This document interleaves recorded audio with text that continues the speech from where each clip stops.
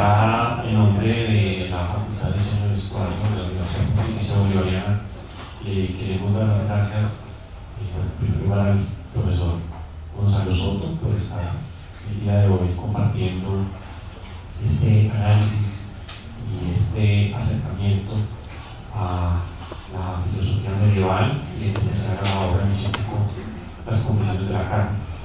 Y también queremos agradecerles a todos ustedes por haber aceptado la invitación y estar el día de hoy con nosotros acompañándonos en este espacio. Creo que hay una premisa importante y es entender por qué para la Facultad de Diseño de Vestuario se convierte en un punto de encuentro esta obra recientemente publicada en Michel Foucault, llamada Las Confesiones de la Carne. Y la respuesta se da desde el mismo texto. Me explico. Para nosotros como facultad, nuestra razón de ser es pensar y reflexionar sobre el cuerpo vestido. La Facultad de Diseño de Vestuario ya ha tenido 15, 16 años de trayecto, desde una perspectiva epistemológica, ontológica, pero también desde una manera de entender el diseño. No es gratuito que nosotros nos llamemos diseño de vestuario y no diseño de modas. Y más allá de ser una diferencia gramatical, es una manera de entender nuestra razón de ser. Sobre todo porque para nosotros el punto de inicio de nuestra reflexión es el cuerpo y todas las maneras en que ese cuerpo adquiere una experiencia en el vestir. Y eso trae consigo también una manera de entender ese cuerpo a partir de todas sus configuraciones. Entonces, desde allí y leyendo o teniendo pues un primer acercamiento al texto de Michel Foucault, al inicio, en la primera parte del primer capítulo, le da la voz a un filósofo, uno de los padres del cristianismo, que es Clemente de Alejandría, y él, en un texto del año 200, hace un abordaje muy interesante sobre lo que es precisamente el cuerpo vestido y las maneras en que ese cuerpo vestido se manifiesta. Estamos hablando del año 200. Quiero leer un apartado de esa primera parte del texto de Michel Foucault que cita a Clemente de Alejandría. La obra de Clemente de Alejandría gira alrededor de tres aspectos, y es intentar encontrar la manera como se puede articular la filosofía pagana con los principios del cristianismo a partir de tres principios: la naturaleza, la razón filosófica y la palabra de Dios. Y él allí escribe un texto que es el Pedagogo, y esto es lo que dice Michel Foucault sobre ese texto. Los libros segundo y tercero del Pedagogo son por tanto una regla de vida. Bajo el desorden aparente de los capítulos, después de la bebida, la cuestión es el lujo del mobiliario, entre los preceptos para la vida común y el buen uso del sueño. Se habla de los perfumes y las coronas, después de los zapatos, que deben ser simples sandalias blancas para las mujeres, después de los diamantes por los cuales no hay que dejarse fascinar, etcétera, etcétera. Se puede reconocer una tabla de régimen. En la literatura médico-moral de la época, estas tablas se organizaban según diferentes modelos, sea bajo la forma de agenda, siguiendo aproximadamente hora por hora el desenvolvimiento de la jornada. Así, el régimen de Diócrates, quien toma al hombre desde los primeros gestos por hacer a la hora de despertar y lo conduce hasta el momento de dormir, indica a continuación las modificaciones que hay que aportar en función de las temporadas y finalmente da opiniones sobre las relaciones sexuales. sea también refiriéndose a la enumeración de Hipócrates, quien constituye para algunos una tabla canónica: ejercicios, después alimentos, después bebida, después sueño y finalmente relaciones sexuales. Kattenberg sugirió que Clemente, en su regla de vida cotidiana, sigue el ciclo de las actividades de la jornada, pero comenzando por la cena y por tanto por los consejos que conciernen a la comida, la bebida, las conversaciones, los modales en la mesa. Después pasa la noche, al sueño y a los preceptos vinculados a las relaciones sexuales. Las opiniones que conciernen a la ropa y la coquetería se relacionaban al baño matutino, y la mayor parte de los capítulos del libro tercero estarían consagrados a la vida diurna, a los sirvientes, a los baños y a la gimnasia. En lo que respecta al capítulo 10, que concierne a las relaciones conyugales, Kattenberg propone igualmente, a pesar del desorden aparente del texto del cual más de un comentador se ha percatado, un plan simple y lógico. Después de haber fijado el objetivo del matrimonio, a saber, la procreación, Clemente condenaba las relaciones contra natura. Después, pasando a las relaciones anteriores al matrimonio, estudiaría sucesivamente el embarazo, las relaciones infecundas y el aborto antes de plantear los principios de la medida y la conveniencia que hay que conservar en las relaciones matrimoniales. A través de varios rodeos y combinaciones se encuentra en efecto aproximadamente en este capítulo una sucesión semejante de temas, pero se puede reconocer al mismo tiempo otro encadenamiento que no excluye de ninguna manera este primer esquema. El tipo de citas explícitas e implícitas al que Clemente da sucesivamente la preeminencia puede servir aquí de hilo conductor. No es que no tome cuidado a lo largo del texto de entrecruzar, según el principio de la triple determinación, la autoridad de la escritura, el testimonio de los filósofos y los dichos de los médicos naturalistas, pero de forma sensible el acento se desplaza a lo largo del texto, el color de las referencias cambia. Son en primer lugar las relaciones de la agricultura y de la historia natural las que son invocadas: la regla de la siembra, las metamorfosis de la hiena, las malas costumbres del conejo, para explicar la ley mosaica. Después, los préstamos son tomados sobre todo de la literatura médica y filosófica, a propósito del cuerpo humano, sus movimientos naturales, de la necesidad de guardar el dominio de los deseos y de evitar los excesos que agotan el cuerpo y turban el alma. Por último, en las últimas páginas del capítulo, las citas de la escritura, que nunca habían estado ausentes del texto y servían de contrapunto a las otras referencias, se vuelven predominantemente, no sin uno o dos cuentas explícitas a Platón e implícitas a Musuno. Para mí fue muy importante, o fue crucial, este primer apartado del texto de las comuniones de la carne, porque en ese extracto encontré que hace 1800 años Clemente se estaba haciendo exactamente las mismas preguntas que nosotros nos estamos haciendo con relación al cuerpo vestido, y que tienen que ver con sus modos, sus maneras, sus gestualidades, sus expresiones, y obviamente en la manera como ese cuerpo es cubierto o es investido de una serie de artefactos, artilugios, como el maquillaje, el perfume, que terminan dándole a ese cuerpo una expresividad de su condición de ser.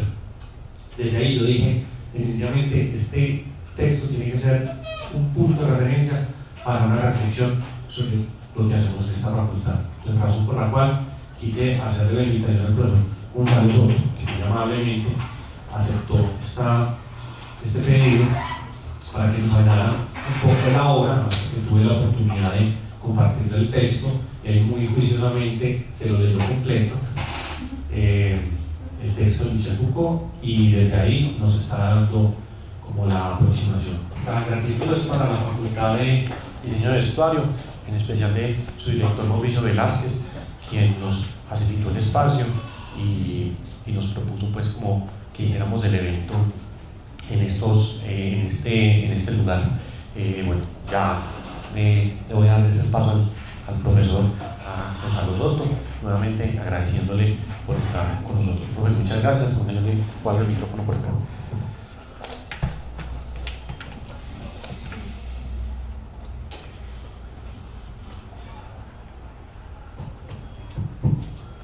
Bueno, buenas tardes.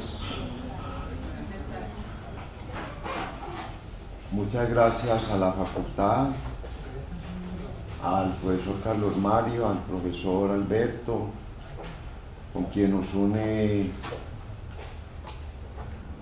¿No se oye? Sí. Ah, bien. Con quien nos une una afinidad muy amistosa, y que de alguna manera hemos compartido esta lectura un poco del medioevo desde la analítica Foucaultiana, y haciendo eso tan cuestionado de hacer resonar el pasado en el presente, desde las utilitas applicandi de Gadamer en Verdad y Método. El problema de la carne en el cristianismo ha sido un lío constante hasta la contemporaneidad. Es muy difícil traducir esa expresión griega sars o esa expresión griega soma por carne o por cuerpo, porque hay una discusión dentro de los pensadores cristianos de la helenización de ambas categorías por parte de los padres de la Iglesia. Y esa helenización ha llevado a muchos intérpretes de la obra de los padres de la Iglesia a hablar de un desprecio de la carne y del cuerpo como aquello que obstaculiza la salvación y como aquello que de alguna manera debe ser reprimido y ocultado, y de todas maneras, si se puede de alguna manera no vivir desde la carne, sino vivir desde lo somático.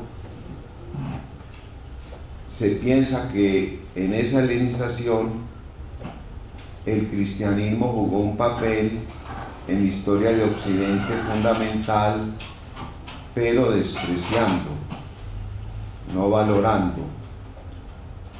Tal vez el aporte de la obra Las Confesiones de la Carne es que coge la relación con el cuerpo, la relación con la esposa, la relación con los muchachos y la relación con la verdad, temas de la cultura grecorromana, y si bien lo lee a la luz de la cultura grecorromana y a la luz de la tradición judaico-cristiana,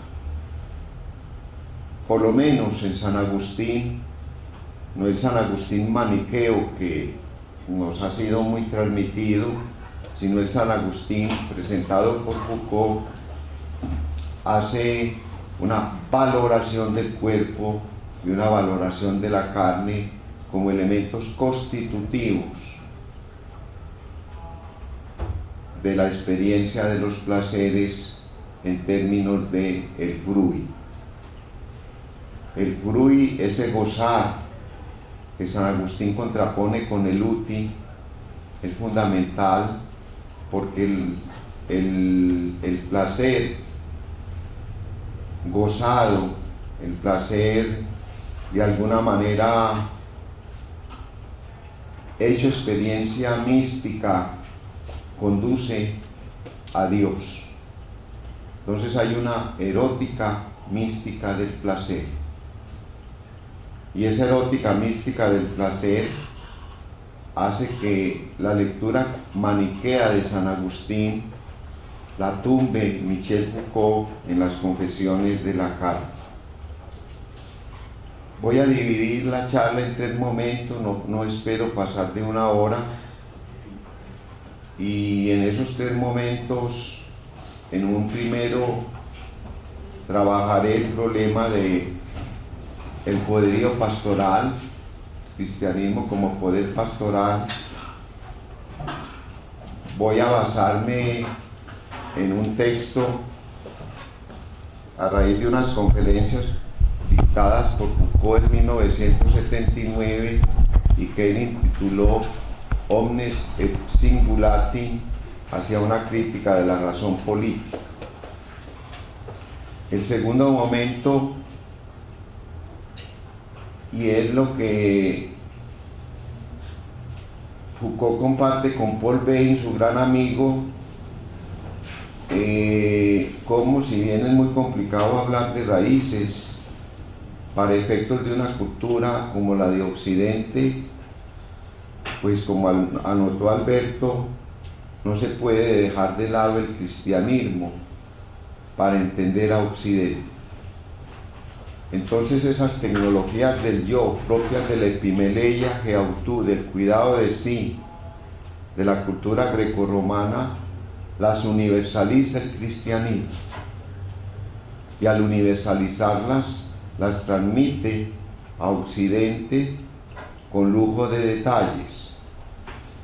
Y ahí podíamos hablar en este segundo momento de cómo el cristianismo es una de las razones y es una de las fundaciones de esas tecnologías del yo propias de la cultura greco-romana en términos occidentalizados y en términos universales para Occidente.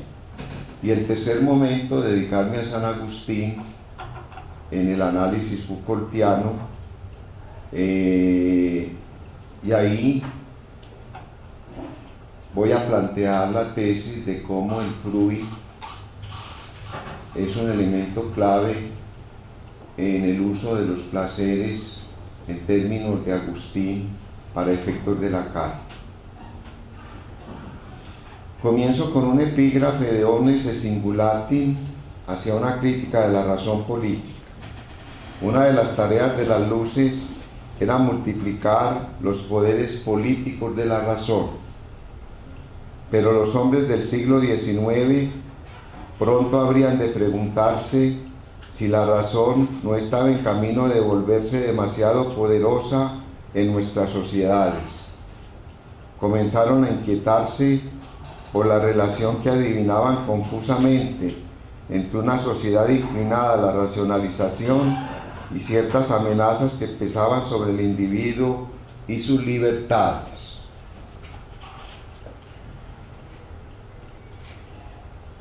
Este epígrafe lo traigo a colación porque es la ilustración la que nos ha transmitido la idea del medioevo, como ustedes saben, en términos de oscurantismo, en términos de barbarie, en términos de esterquilinium, estercolero, fétida, excrementa, excrementos fétidos y escualo, es decir, heces.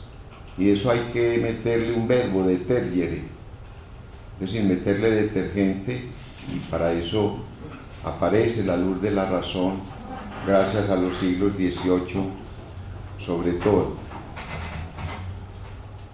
Pues el problema de Omnes et Singulati es la razón política como poder pastoral, que es lo propio del cristianismo. El cristianismo se convierte en poder económico, político, social y cultural precisamente por su poderío pastoral. Entonces, más que elementos, dijéramos, espirituales o éticos, son elementos pastorales ejercidos como poder los que para Foucault son, si se puede decir así, la razón de que el cristianismo haya operado en Occidente como uno de sus fundamentos y razones de ser. Esta es una concepción no griega, no es grecorromana.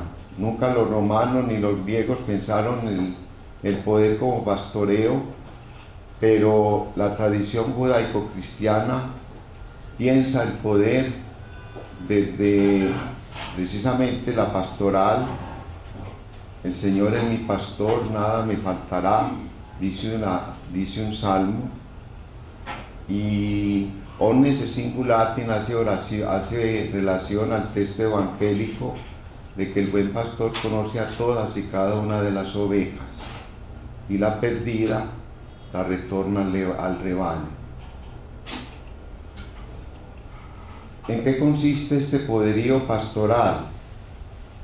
Fundamentalmente, sin detenerme mucho, el poderío pastoral remite primero no a conquistar territorios,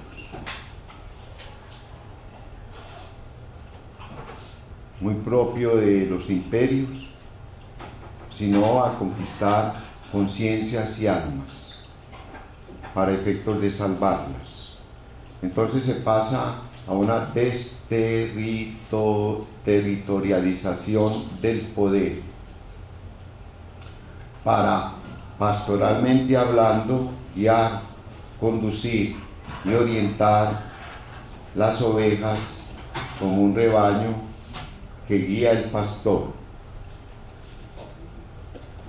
Y esa guía que hace el pastor garantiza que todas y cada una de las ovejas del rebaño vayan a la Jerusalén celestial, teleología de la historia. Por otra parte, el poder pastoral tiene una característica fundamental.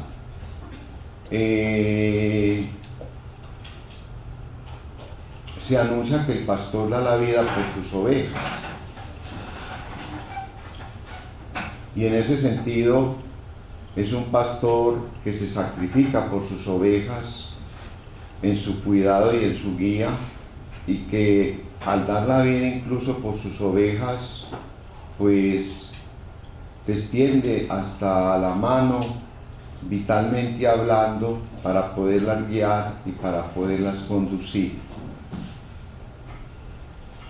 En tercer lugar, la dirección espiritual.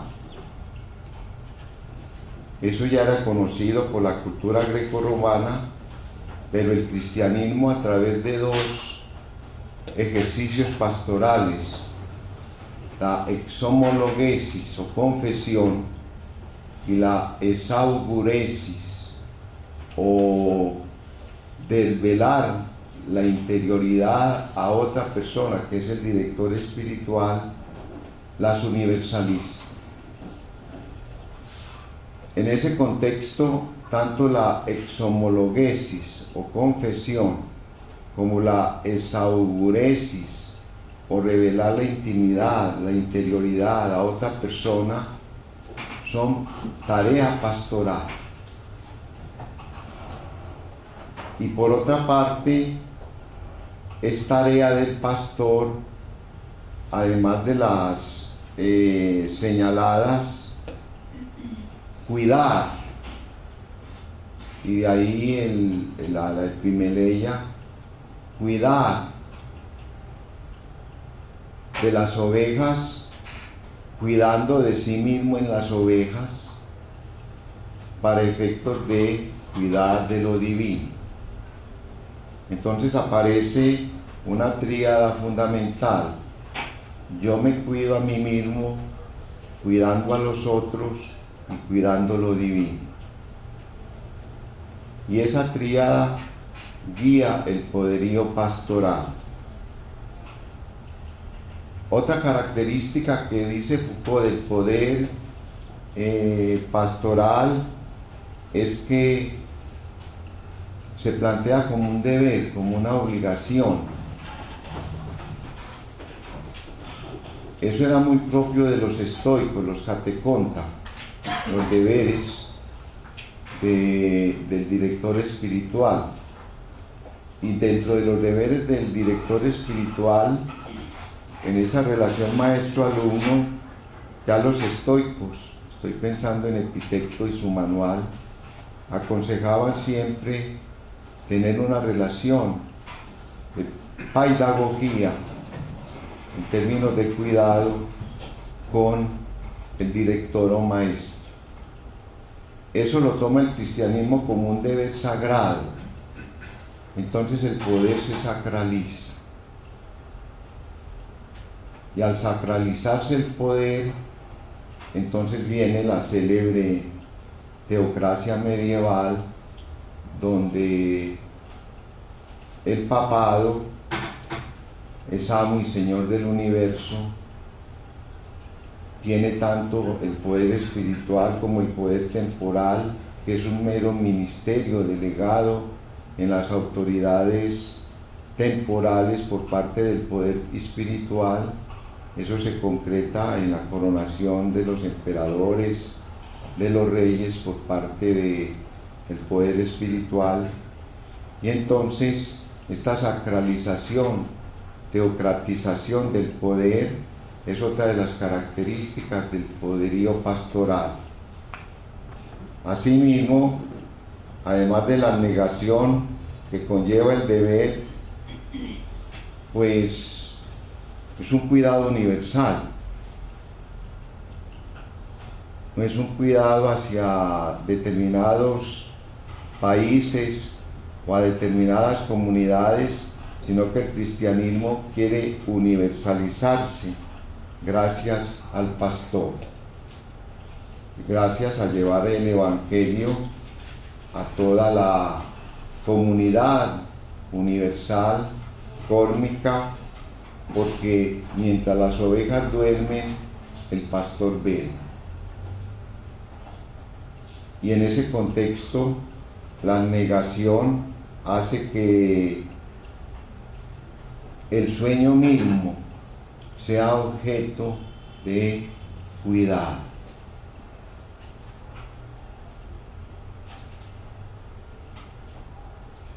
Y por otra parte, el poderío pastoral no descuida ningún aspecto de la vida.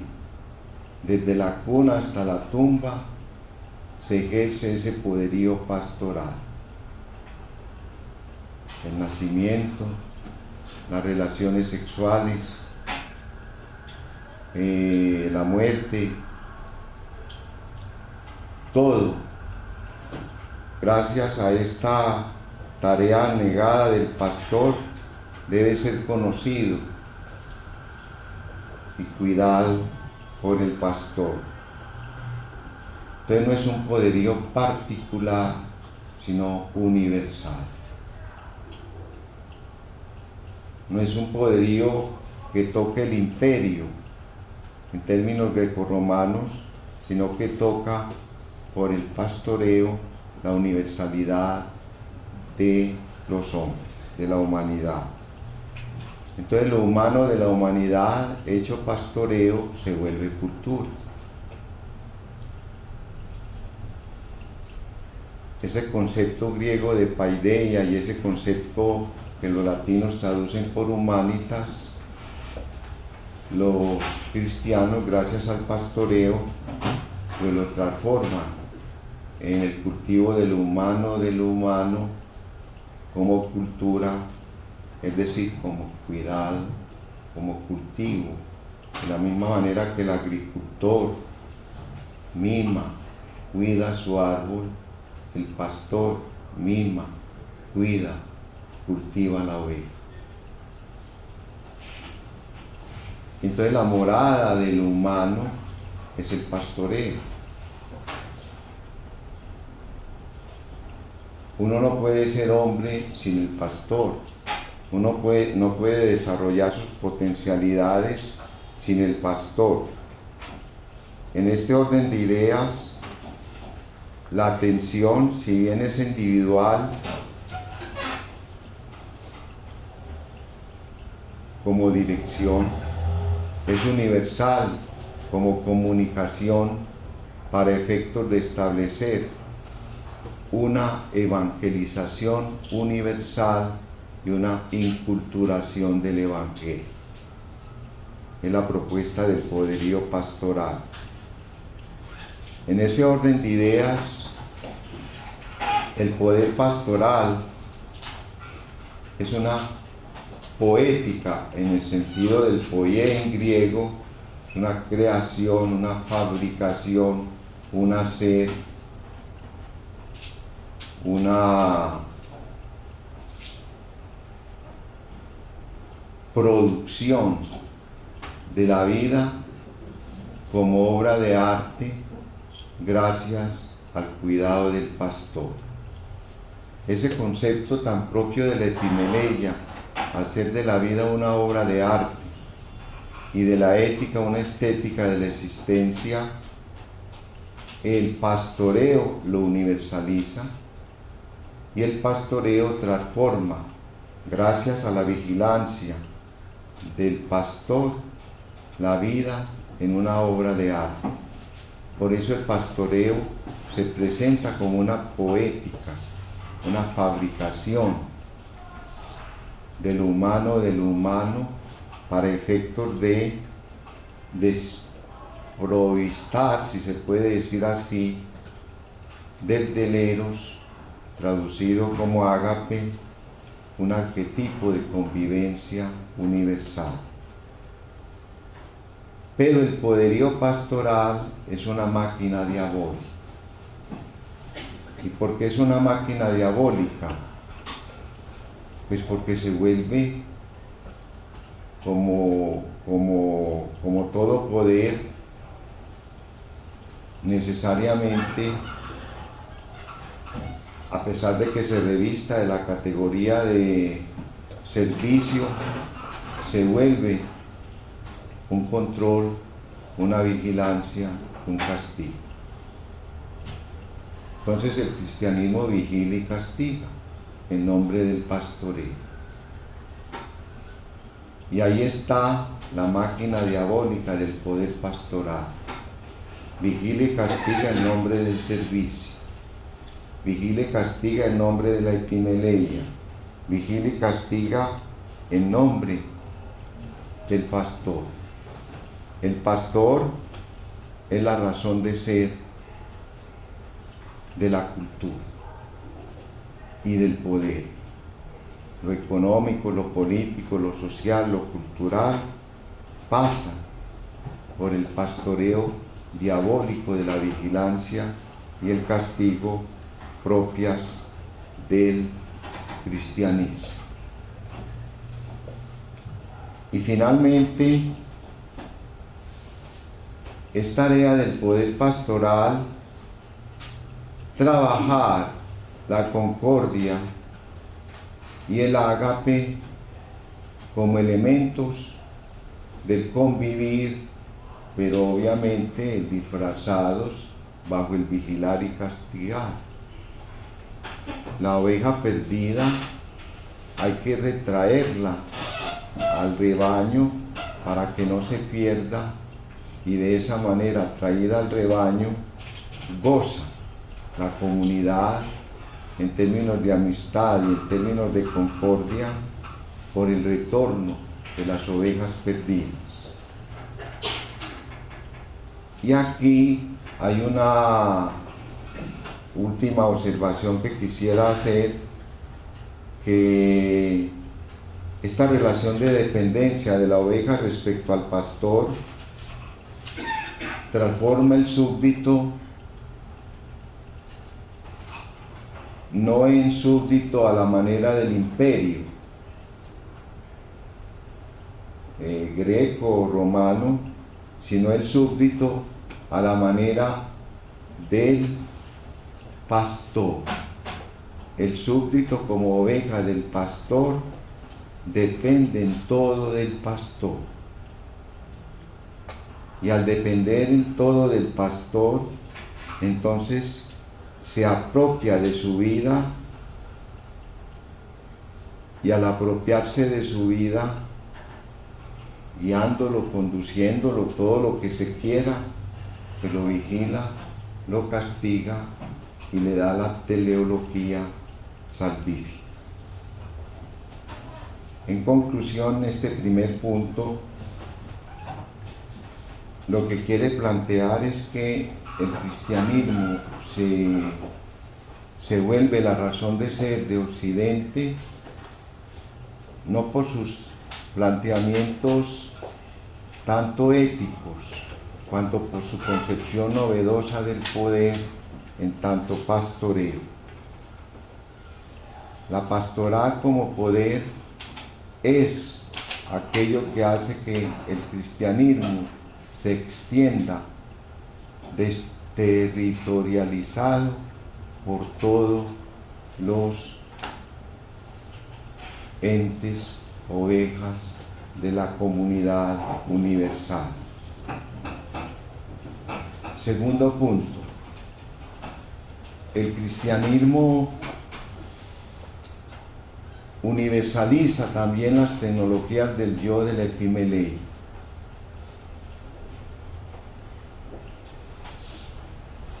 Y las universaliza gracias a este poderío pastoral. Entonces, tecnologías como el examen de conciencia, ya conocido por la cultura grecorromana, tecnologías como la meleité, es decir, la contemplación, muy propia de la cultura órfico-pitagórica y platónica, tecnologías como la prosogé, ese ponerse delante de uno en términos de examen, la ataraxia, la apateia, las convierte el cristianismo en técnicas, en el sentido Foucaultiano, universales, gracias a su poderío pastoral. O sea, sin el cristianismo, las tecnologías del yo hubieran desaparecido de la historia cristiana, de la historia de la humanidad. Y si eso es de ese tamaño, el poder pastoral asociado a las tecnologías del yo hace que estas técnicas de sí, como Tecnai tu viu, como técnicas de la vida, universalizadas por el cristianismo, pasen a Occidente como condición de posibilidad de los ejercicios espirituales occidentales. Todos los ejercicios espirituales de Occidente, como tecnologías del yo, son cristianos.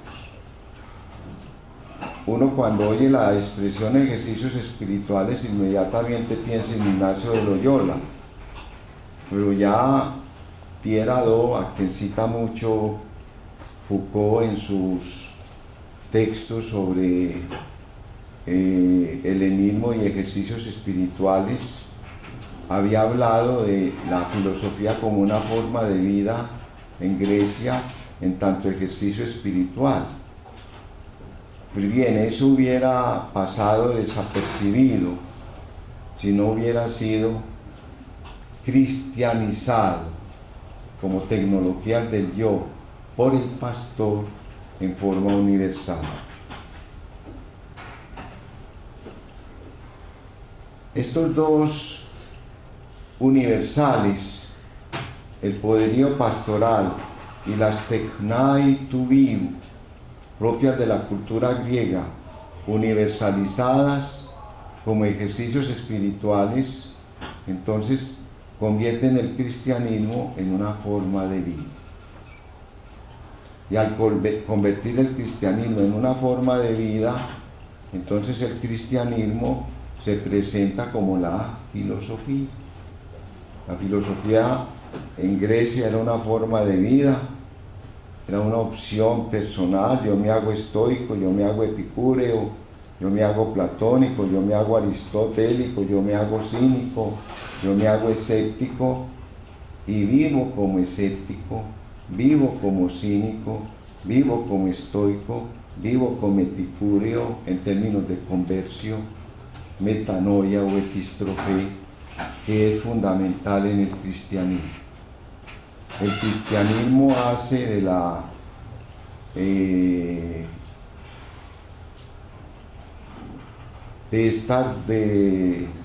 tecnologías del yo y en términos de ejercicios espirituales y forma de vida, precisamente por el poder pastoral, la razón de ser de Occidente en el medioevo y en el posmedioevo hasta la contemporaneidad. Esta universalización de las tecnologías del yo, propias del asunto del poderío pastoral, que universaliza esas tecnaitu bio, hace que el pensamiento occidental nunca haya dejado, en medio de sus múltiples críticas al cristianismo, de ejercer ejercicios espirituales de otra manera, pero siempre como forma de vida. Entonces, y haciendo una relación con Hadot de la filosofía como forma de vida en tanto ejercicio espiritual, Foucault prefiere técnicas de sí. Por el poderío pastoral, consideramos que el cristianismo, si bien es muy difícil hablar de raíces de una cultura, sí está como un elemento de referencia de los ejercicios espirituales propios de la cultura occidental.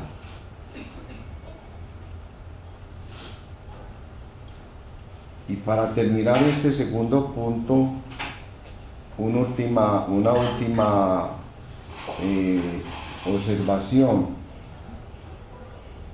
Universalizadas las tecnologías del yo como ejercicios espirituales y forma de vida, el cristianismo se convierte en la filosofía,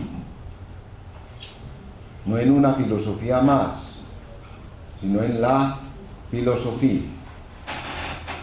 O sea, se vuelve universal. No es hacerse estoico como el estoico en su particularidad, sino que hacerse cristiano, sus ejercicios espirituales, es vivir en el mundo sin ser del mundo. Y esa vida en el mundo, ese estar en el mundo sin ser del mundo, es lo que le da al cristianismo, desde las tecnologías del yo, su razón política. El poderío pastoral como ejercicio espiritual y forma de vida universalizado controla toda la vida, como había dicho en el primer punto. Y pasemos al tercer punto.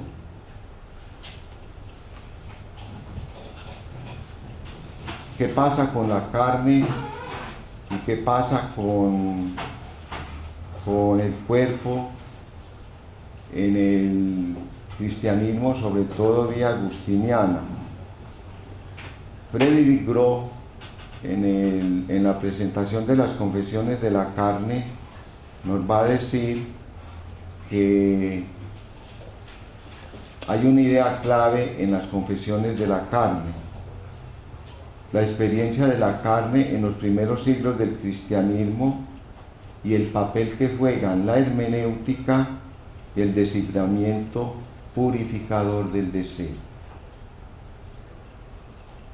Recuerden que en las palabras y las cosas, Foucault había determinado la hermenéutica como ese conjunto de saberes y de caminos por el cual buscamos el sentido de algo.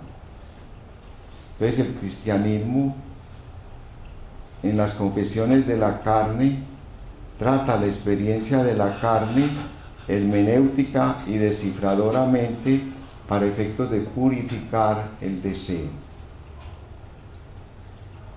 Asimismo,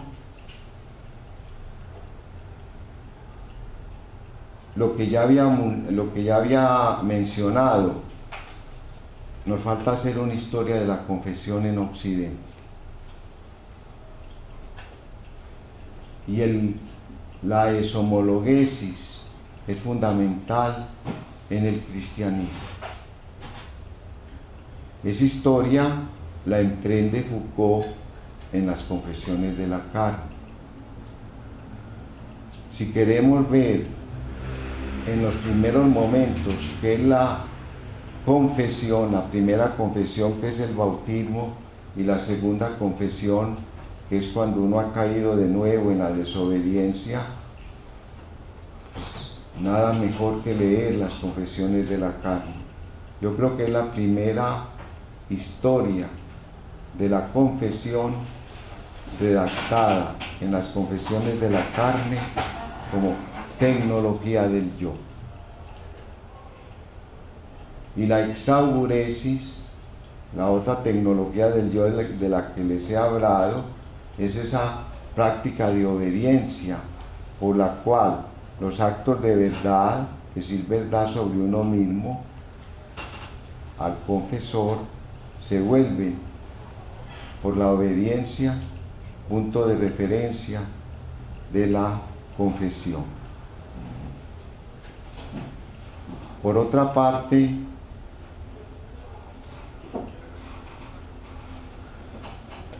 se libidiza la sexualidad.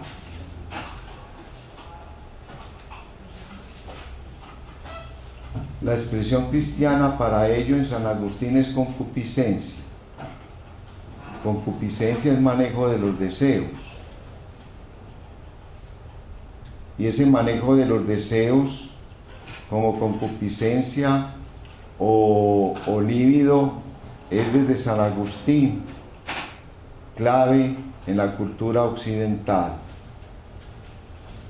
La libidización del sexo tiene como, dijéramos, condición de posibilidad una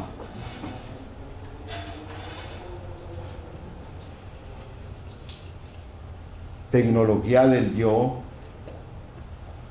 que ya la hemos mencionado, la confesión y la veredicción, la parresía de uno mismo ante el otro, como el confesor, para efectos de actos de veredicción.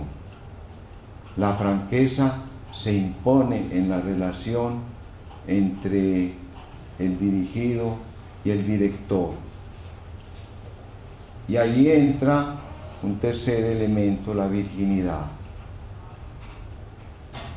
Para el cristianismo, en San Agustín, la virginidad es el estado superior de la sexualidad. Está por encima del matrimonio, porque el matrimonio, según San Agustín, cumple 3 tareas: remediar la concupiscencia, es decir, no fornicar; por otra parte, procrear; y por otra parte, la fidelidad entre los esposos. Y esto se sacramentaliza, se vuelve experiencia sacral. Entonces, esos 3 fines que trata Agustín en el De Bono Conjugali son fundamentales en la analítica Foucaultiana. Remedio a la concupiscencia, es decir, no fornicar. Perdonen que digo una expresión muy antioqueña: yo me caso para poderlo meter, pues, sin ningún problema. Entonces, se remedia la fornicación y se puede hacer el acto sexual sin ninguna complicación de remordimiento. Pero la virginidad es el estado superior, porque de alguna manera en el planteamiento de Virginitate de San Agustín, un texto del año 404, como el De Bono Conjugali sobre el bien del matrimonio también es del 404, San Agustín plantea que la virginidad como estado superior en el uso de la sexualidad y de los placeres es una mística por fuera, dijéramos, del remedio a la concupiscencia, ya de alguna manera controlado por el hombre virgen o por la mujer virgen, y entonces el trabajo de la virginidad se vuelve historia de la sexualidad. Una de las formas fundamentales de ejercer la sexualidad es el celibato. Y esa sexualidad celibatariamente asumida es una invención cristiana. Alguno me podría hablar, pero las vestales también eran vírgenes en la cultura romana, pero no por el reino de los cielos. Esa es la universalización que le da el cristianismo, proter regnum caelum, por el reino de los cielos. Ahora, y completando el análisis de San Agustín de Foucault, el de bono conyugal y del 404 y el de virginitate del 404 son una respuesta a un texto de otro padre de la Iglesia escrito en el 397 que se llama Adversus Jovinianum, contra Joviniano, de Jerónimo. Y a San Agustín ese texto le pareció bastante, dijéramos, complicado por las exageraciones que Jerónimo planteó en torno a la sexualidad. Primera tesis de Jerónimo: todo coito es puerco.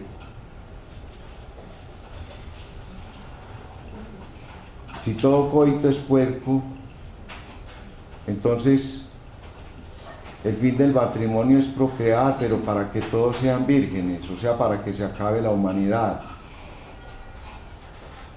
Y procreemos angelicalmente, es la expresión de Jerónimo, no a través del coito puerco.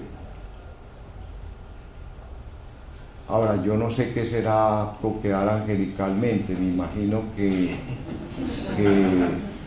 por lo menos leyendo el Adversus Jovinianum, procrear angelicalmente, no tener contacto físico. Y al no tener contacto físico,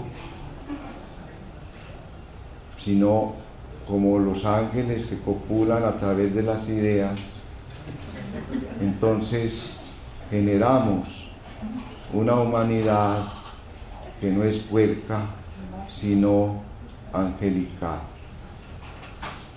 Otra tesis de Jerónimo es que el órgano de la mujer es la puerta del infierno. O sea, el camino más directo al infierno es el órgano femenino de la mujer. Y otra tesis de Jerónimo, además de estas que les he dicho, es también muy radical. Puerco el coito, puerta del infierno el órgano femenino, procreación angelical. Entonces, ¿para qué nos casamos?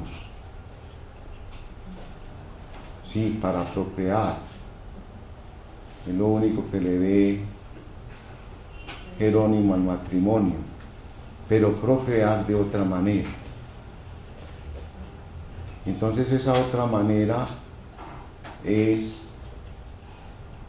paradójicamente, la monogamia.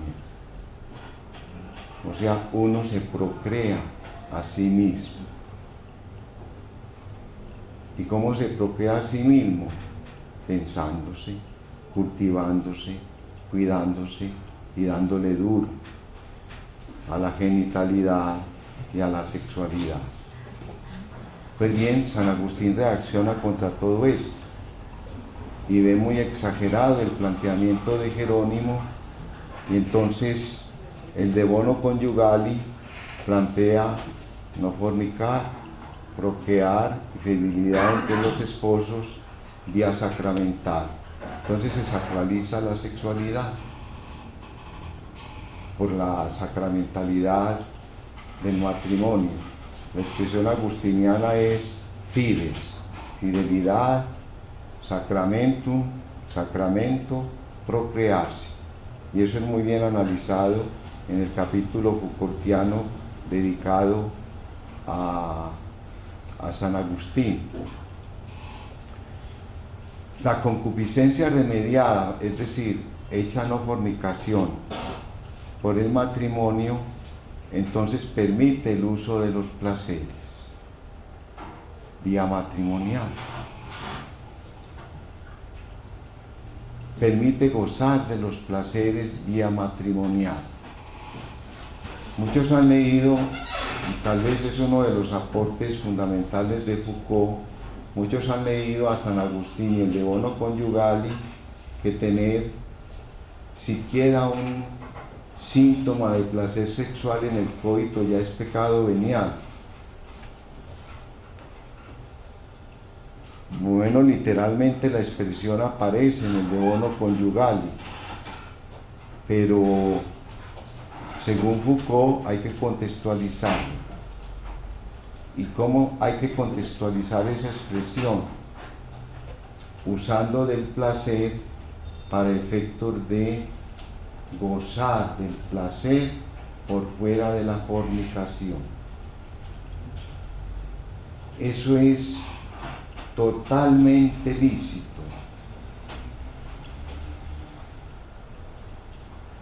Viene la pregunta, entonces el acto sexual que no se hace con miras a la procreación tiene sentido. Y San Agustín va a responder con un sí positivo. Es lícito tener relaciones sexuales dentro del matrimonio sin mirar a la procreación, para remediar la concupiscencia no fornicando, y en ese orden de ideas se puede tener la relación sexual sin la mira de la procreación. Es el frui agustiniano. Si uno lee el de bono conjugali bajo la distinción agustiniana de frui y uti, el sexo no se usa, se disfruta. Usar el sexo, uti, es convertirlo en un medio para. Gozar del sexo es convertirlo en un fin en mor de él mismo. Y esa distinción está muy bien planteada por Heidegger en sus textos sobre el neoplatonismo de Agustín, publicados bajo el título La mística en la Edad Media. Toda la reflexión agustiniana está montada sobre esa pareja, uti et frui. Entonces uno no usa la sexualidad, uno debe gozar de la sexualidad siempre y cuando no fornique. Y ese gozar de la sexualidad no fornicando, que sería usarla, es lo que le da a la experiencia erótica en Agustín un sentido de ágape, es decir, de relación en términos sacramentales. Por otra parte, San Agustín en el de bono conjugali va a plantear que, por lo menos en una lectura medieval no Foucaultiana, que en determinados periodos de la liturgia cristiana ojalá nos abstuviéramos de la relación sexual. Entonces, tiempo de Adviento, nada. Tiempo de Navidad, nada. Tiempo de Cuaresma, nada. Tiempo de resurrección o de fiesta pascual, nada. Tiempo de Pentecostés, nada. Festividades litúrgicas, nada. Y eso fue práctica medieval. Práctica medieval. Pero eso es jeronimiano. Eso es jeronimiano. En Jerónimo, tener relaciones sexuales antes de cualquier sacramento hace ilícito el sacramento. Entonces, si yo copulo, según Jerónimo, antes de recibir la Eucaristía, no puedo asistir a la Eucaristía. Y esa lectura la hizo el medioevo del devono conyugal. Eso no está en Foucault ni en San Agustín en el devono conyugal. Y ahí el risus pascalis de los medievales, la risa pascual. ¿Qué es la risa pascual? El día de la resurrección, alguien que imita a un predicador invita a resucitar, es decir, a comer la carne. Y entonces, a través de gestos, a través de provocaciones, eso lo ha analizado muy bien Mijail Bakhtin en la cultura popular en la Edad Media y el Renacimiento, el contexto de François Rabelais, es fundamental. El risus pasqualis teologiza desde la transgresión la sacramentalidad de la sexualidad. Y al transgredir desde la transgresión la sacramentalidad de la sexualidad, vuelve de la sexualidad una invitación a resucitar en la carne, es decir, a copular. Y eso está con todas las de la ley en la cultura medieval. Entonces depende del medioevo que uno lea. Si uno lee el medioevo, el de Contento Mundi de Inocencio III, va a parar a esa lectura de Agustín. No tener relaciones sexuales en ningún momento litúrgico importante, ni en ninguna festividad litúrgica importante, pero eso es Jerónimo, eso no es Agustín. En Agustín existe el risus pascalis. Después de la Cuaresma, bienvenida la cópula. Después de las penitencias cuaresmales, bienvenida a la resurrección de la carne, que es lo que celebramos en la Pascua. Entonces podríamos decir con una expresión muy antioqueña, el risus pascalis es a pichar que este mundo se va a acabar.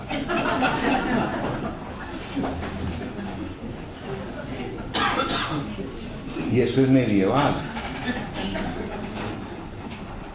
Y eso es rabelesiano. Y eso es goliárdico.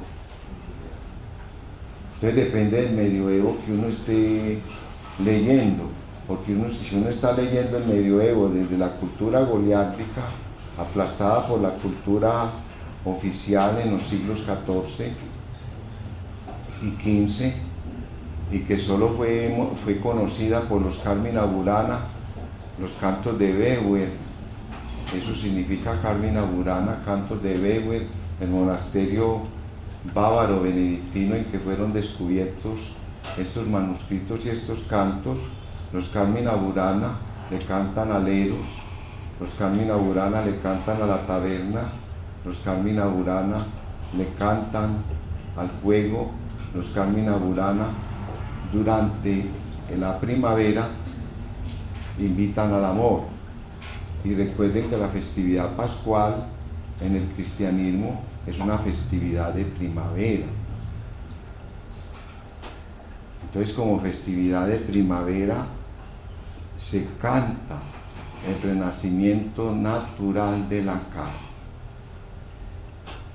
En ese contexto, San Agustín, leído por Foucault, desde el Uti y desde el Frui, es fundamental, porque es una lectura no jeronimiana de la sexualidad. En San Agustín el coito no es cuerpo.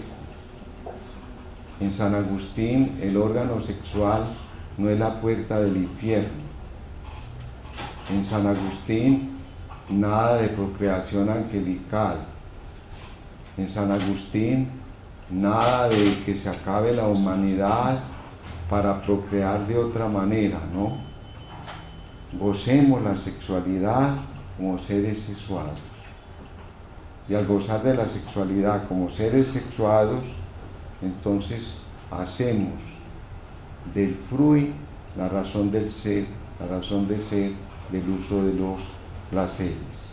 Concluyo con 3 observaciones. Primera,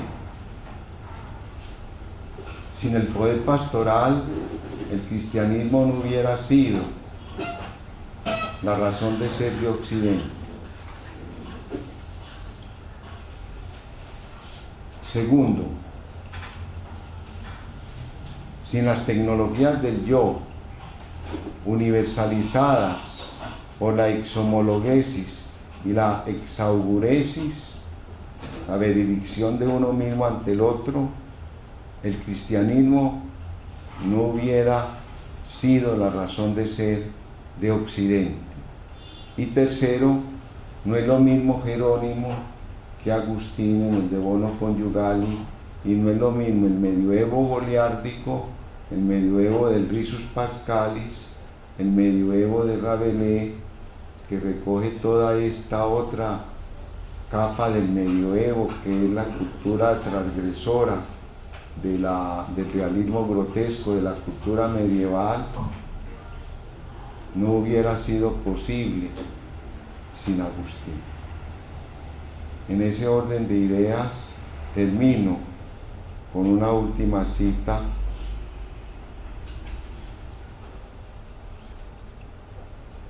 que nos sirve para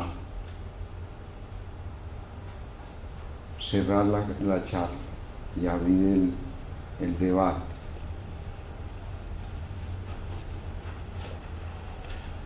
En el combate de la castidad,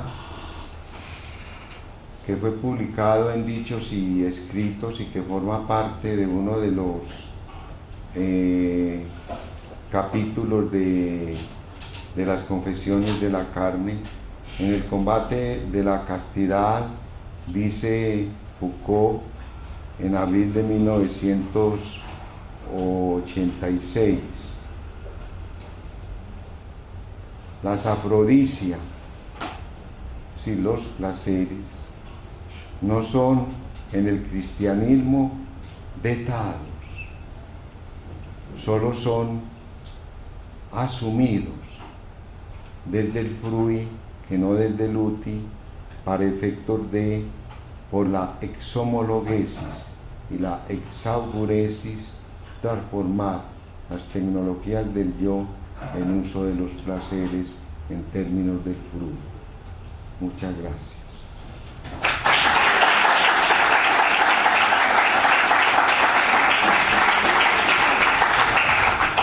Vamos entonces, en estos minutos que nos quedan, a abrir como el espacio para que ustedes puedan preguntar o hacer algún acote o algún comentario frente a la obra de Michel Foucault o frente a lo dicho por el profesor Gonzalo. Entonces, por favor, tienen la palabra. No sé si alguien quiere intervenir, una pregunta, un acote. Hagan alguna preguntita para que yo no quede. Jorge y Alberto.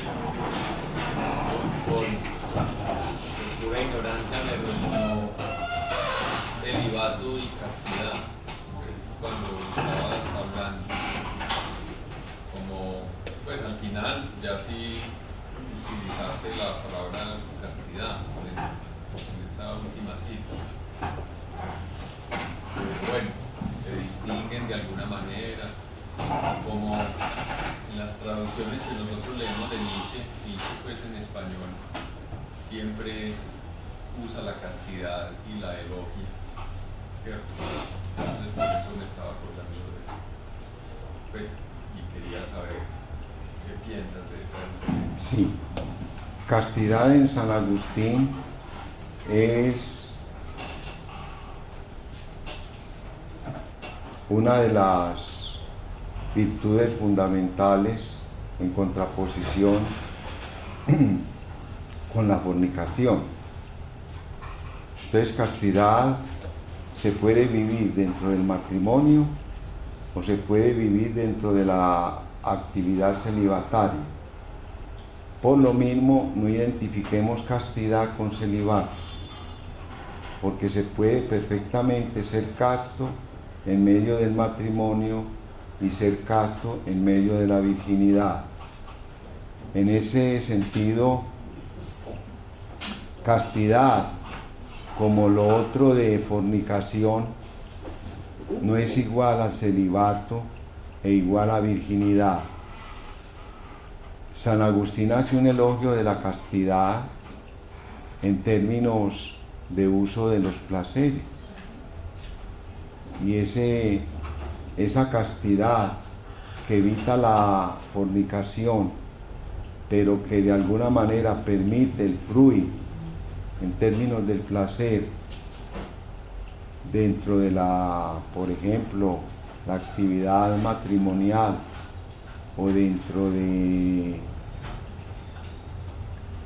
la fidelidad de los esposos o dentro del risus pascalis de la tradición transgresora medieval, entonces entra como no igual a castidad, no igual a virginidad ni a celibato, sino que se puede ser casto en cualquier instancia humana. Esa versión goliarda y ese develamiento de San Agustín, de un San Agustín proclive al uso de los placeres en la vida matrimonial, realmente es como un uso menor del cristianismo, como en sentido teresiano, porque el uso mayor, el uso dominante, supone que no es así porque los concilios orientaron el cristianismo a otra versión tanto de San Agustín como de los placeres, del celibato y sobre todo del ascetismo en términos de renuncia. Eso es cierto, lo que dice Alberto es cierto. Una cosa es San Agustín, otra cosa es el uso dogmático de Agustín. Entonces una cosa es el cristianismo de Agustín, otra cosa son los regímenes de cristiandad con base en Agustín, que es lo que hacen los concilios. O sea, en vez del poder del amor, lo he planteado muchas veces, que es la tesis agustiniana, el amor, el poder del amor, el amor del poder.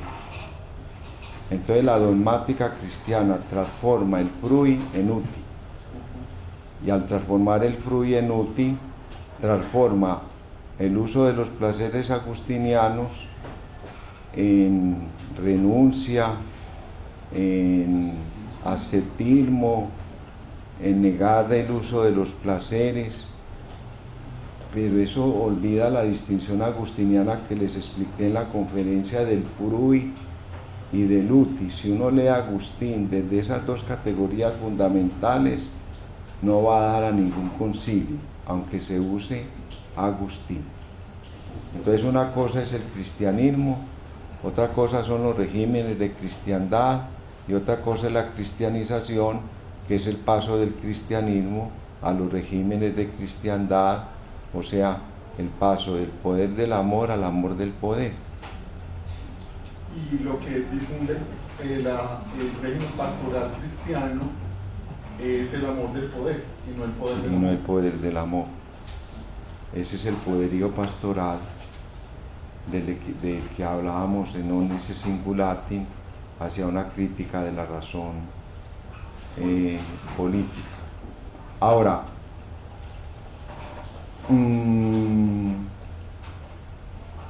la pregunta de Alberto tiene una resonancia en Foucault importante, y es que el estado de bienestar social propio de la modernidad es el poder pastoral secularizado.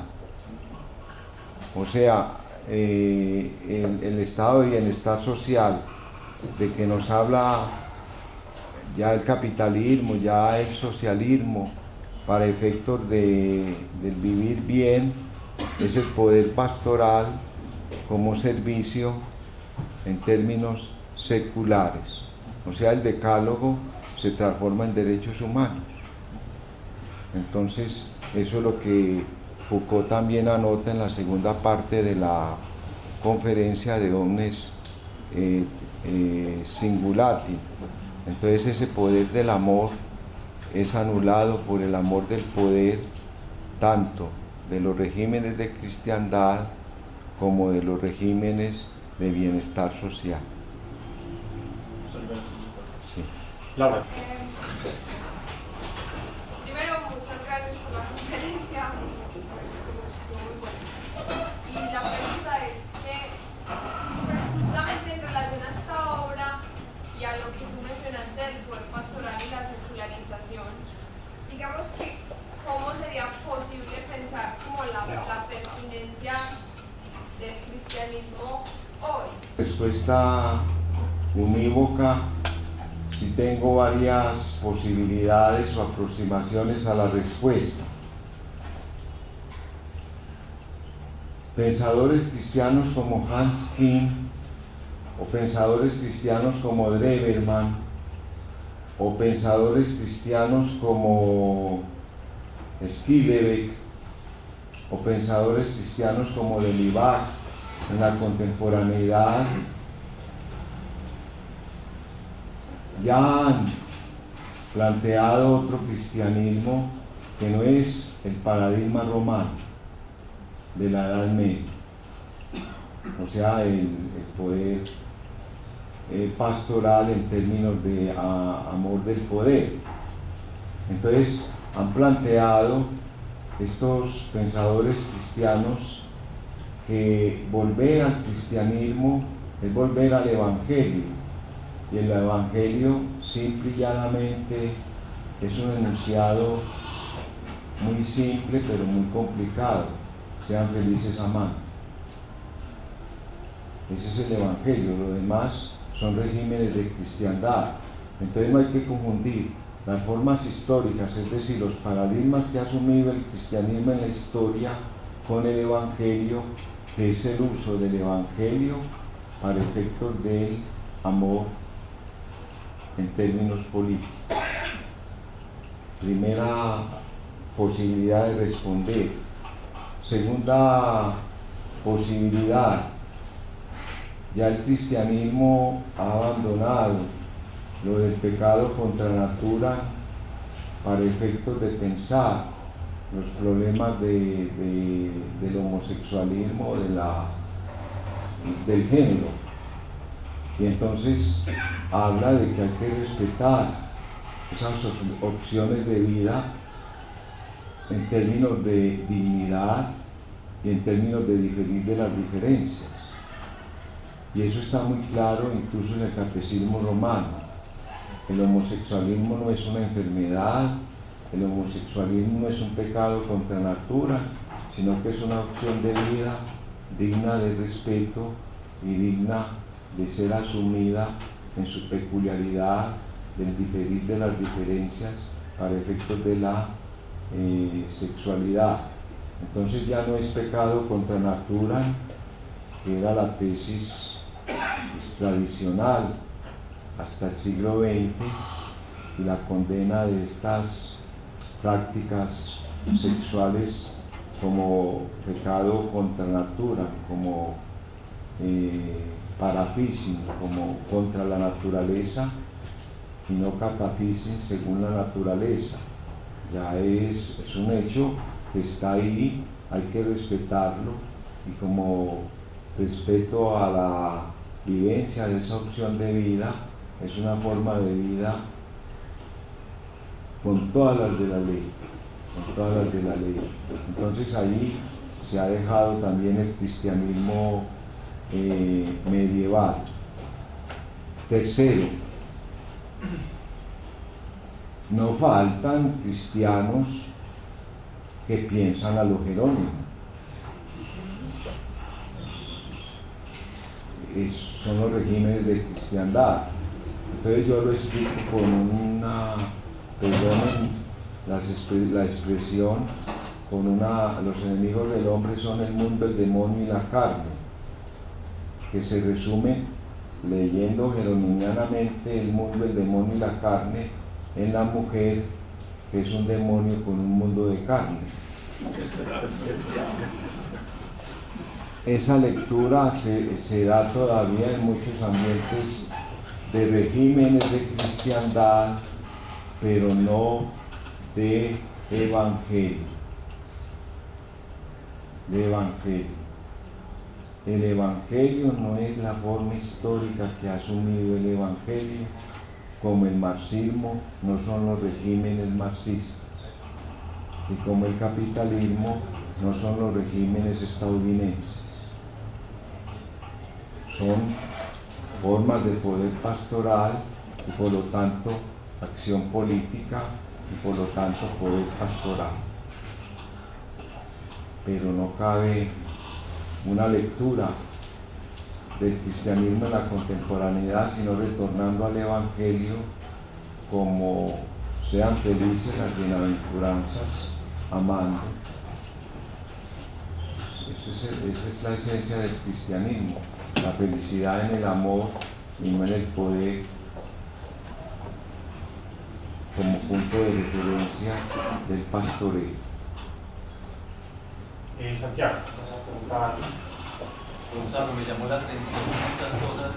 Una de ellas es que usted señaló que según la lectura de Foucault, el cristianismo se hacía universal y no pretendía lo que había alcanzado el Imperio Romano, ser territorial, invadir y no más. Entonces se volvió más subjetivo, le interesó fue el sujeto a través de la confesión y el control del sujeto a través de la acción pastoral. Pasado ese tiempo, entonces, ha decaído la figura del pastor, el sujeto ya no busca el pastor y ya estamos en una territorialización del cristianismo. O sea, se ha invertido eso y ha vuelto a jugar, porque usted señalaba cómo los otros movimientos filosóficos, el cristianismo se había vuelto filosofía y ahora el cristianismo dejó de ser filosofía. Sí, esos son regímenes de cristiandad, o sea, son tecnologías del yo invertidas.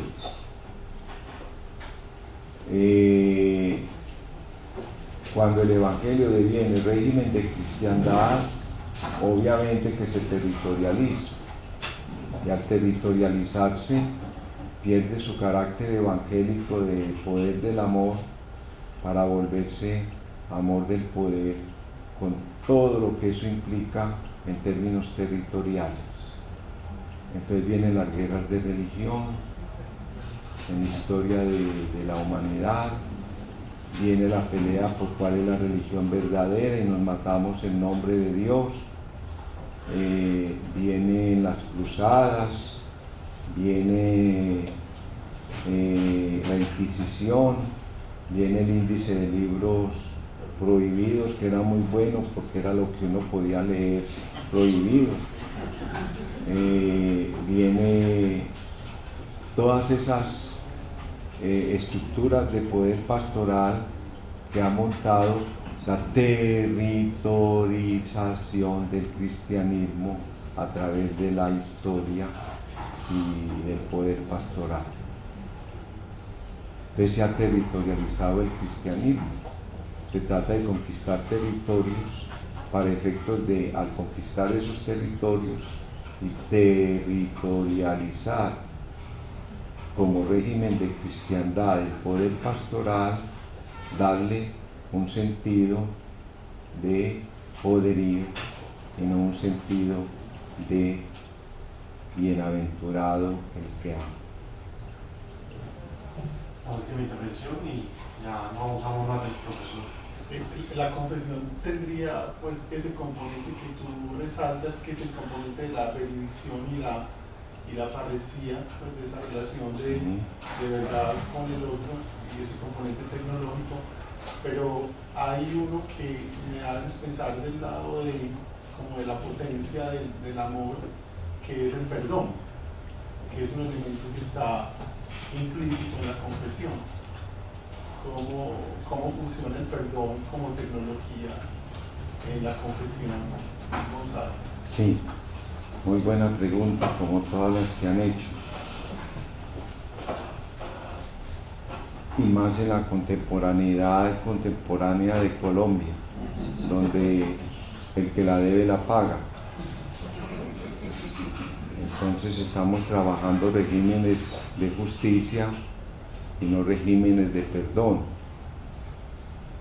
por todo lo que hemos visto en torno a este proceso con la paz. El perdón es una tradición judaico-cristiana que a través de la confesión como parresía reconcilia la subjetividad con la subjetividad en términos de ataraxia y apatheia como serenidad, tranquilidad y paz interior. Entonces, cuando uno en el bautismo o cuando uno en la segunda confesión es perdonado de sus pecados, entonces obviamente alcanza un estado de ataraxia y un estado de apatheia por esa benedicción o parresía del parresiastés, que al confesarse recibe el perdón por parte del parresiastés director. Entonces el perdón es fundamental en la isomologesis y es fundamental en la esauguresis. Esa parresía trae tranquilidad, serenidad, paz interior, o como diría Marco Aurelio en las meditaciones, gobierno de sí.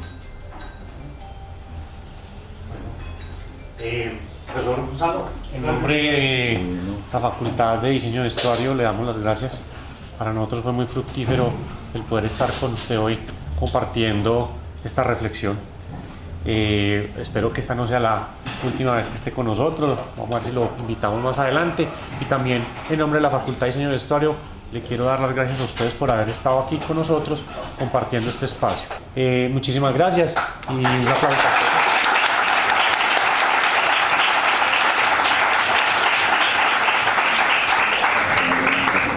Muchas gracias. Qué buen espacio. Muchísimas gracias.